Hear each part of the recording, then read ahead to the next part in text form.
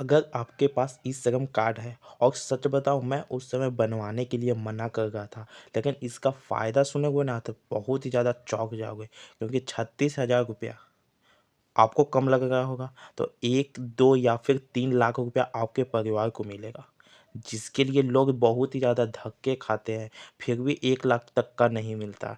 फिर भी लेकिन अब ये पॉसिबल थोड़ा-थोड़ा हो रहा है, लेकिन श्रम कार्ड के बारे में अब हम बात कर लेते हैं।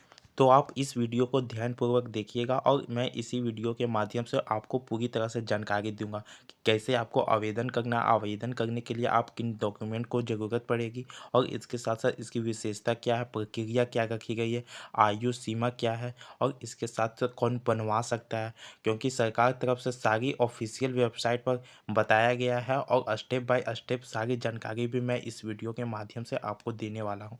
तो ध्यानपूर्वक से देखिए।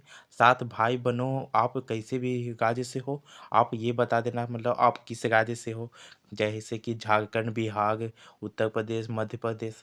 तो मैं उस तरह का किसी भी तरह का कंटेंट मिला, अगर आप लोग ज़्यादा हो, तो मैं इस पर भी एक वीडियो बना दूँगा कि आपका भी फ़ायदा हो सके और आप अपना राज्य का नाम ज़रूर दे देना या फिर उसके अंदर आता है ना जो भी ज़िला, वो भी ज़िला का नाम ज़रूर एक लिख लेना। अगर आप किसी भी तरह का घरेलू काम करते हो, जैसे कि रिक्शा चलाना, ठेला लगाना और भी किसी तरह का सब्जी लगाना, तो आप इस कार्ड के माध्यम से बहुत ही ज़्यादा फ़ायदा ले सकते हो।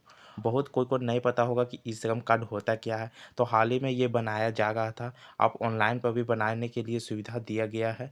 आप किसी भी नज़दीकी कैफ़े से या फिर किसी भी तरह का यूज करते हो या फिर आस पड़ोस में किसी से पूछिएगा तो आपको पूरी तरह से इसके बारे में बता दिया जाएगा कि श्रम कार्ड एक तरह का मतलब गरीबों के लिए एक अच्छा कार्ड है।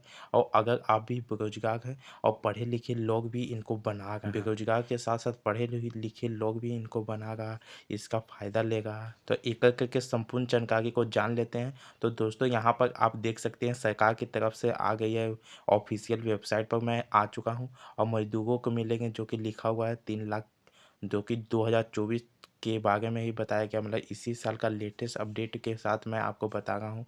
ये 2021 में लागू हुआ था, लेकिन अभी भी यह योजना में उसके बाद भी भाई आप बन सकते हो, बना सकते हो। और बहनों जान लेते हैं ई श्रम कार्ड क्या है। ई श्रम कार्ड भारत सरकार द्वारा जारी किया गया एक ऐसा दस्तावेज है जिसमें अगर आप लोग रजिस्ट्रेशन करते हैं और सभी जानकारी सरकार के पास मौजूद रहती है। आप कौन सा भी काम कर रहे हो, आप किसी तरह का काम कर रहे हो, जैसे ठेला चलाना, रिक्शा चलाना और भी किसी तरह का, तो वो सब सभी चीज़ उस पर डाटा के साथ मौजूद होता है। और इसलिए सरकार द्वारा ये बहुत ही ज़्यादा अनिवार्य कर दिया गया है कि जो भी लेबर कार्ड भी है तो वो भी आप बनवा सकते हो। जैसे लेबर कार्ड भी आज हाल ही में आया था और ये भी ई श्रम कार्ड जैसा ही काम करता है, लेकिन वो थोड़ा सा प्रॉपर्टी उसका अलग है और इसका अलग है। अगर वही बात करें, पहले सरकार के पास किसी भी तरह का मजदूरों का डाटा नहीं था, इसलिए सरकार ने भी सभी मजदूरों के लिए ई श्रम कार्ड बनवाने की सोचा। अब आप समझ गए होंगे ई श्रम कार्ड होता क्या है, उसके बारे में पूरी तरह से डिटेल में हम बताती हैं आपको। अब हम बात कर लेते हैं इसके आगे की ओर। ई श्रम कार्ड का उद्देश्य क्या है? तो असंगठित क्षेत्र में काम करने वाले मजदूरों के लिए सरकार ने इस साल एक नया पोर्टल लॉन्च किया है। इस पोर्टल पर रजिस्ट्रेशन कराने वाले कामगार मजदूरों को ई श्रम कार्ड प्रदान किया जाएगा। ई श्रम कार्ड पोर्टल के जरिए सरकार का लक्ष्य है असंगठित लोगों को, असंगठित क्षेत्रों को, 38 करोड़ श्रमिकों को आपको लाभ पहुंचाना है। इसमें निर्माण मजदूरों के अलावा प्रवासी मजदूर और घरेलू काम करने वाले, रिक्शा चलाने वाले, दिहाड़ी पटरी वाले आदि मजदूरों को भी शामिल किया जाएगा। और उसके बाद इस श्रम कार्ड के जरिए जो कि कामगार देश में नहीं था और कभी भी विभिन्न जो कि सामाजिक सुरक्षा का लाभ ले सकेंगे और इसके अलावा दुर्घटना बीमा भी करा लेंगे। इसके साथ साथ वो बन जाता है, क्योंकि भगवान ना ऐसा करके आपके साथ कुछ हो या किसी के साथ हो, लेकिन ये एक दुर्घटना बीमा का भी एक अच्छा उदाहरण है। इस श्रम कार्ड के फ़ायदे भी बता देते हैं कि पूरी तरह से। तो इस श्रम कार्ड पोर्टल पर रजिस्टर करने के बाद सभी श्रमिकों को अगर दुर्घटना बीमा भी कवर कर दिया जाता है, जो कि होता है 2 लाख रुपया।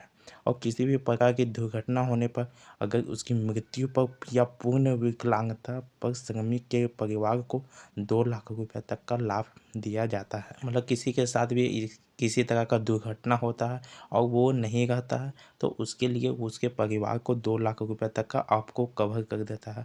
और बहुत सारे मतलब ऐसा बड़े-बड़े लोग भी कर रहे हैं कि 3,000 रुपये महीना में, सालाना में 5,000 रुपया, मतलब जैसा अपना कवर है वैसा कवर देते हुए उतना पैसा लेते हैं, लेकिन फिर भी वो मतलब टाइम पर मुकर जाते हैं, भाग जाते हैं। लेकिन ये तो कभी भी भागने वाला नहीं है।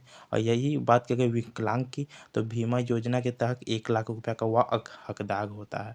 अगर आप लोग इस श्रम कार्ड के तहत प्रधानमंत्री मनधन बीमा योजना के तहत अगर आपकी उम्र 60 साल हो जाती है, उसके बाद आपको 3,000 रुपये तक का महीना का पेंशन मिल जाता है। 12 या 36,000 रुपया आपको दे दिया जाएगा सालाना में।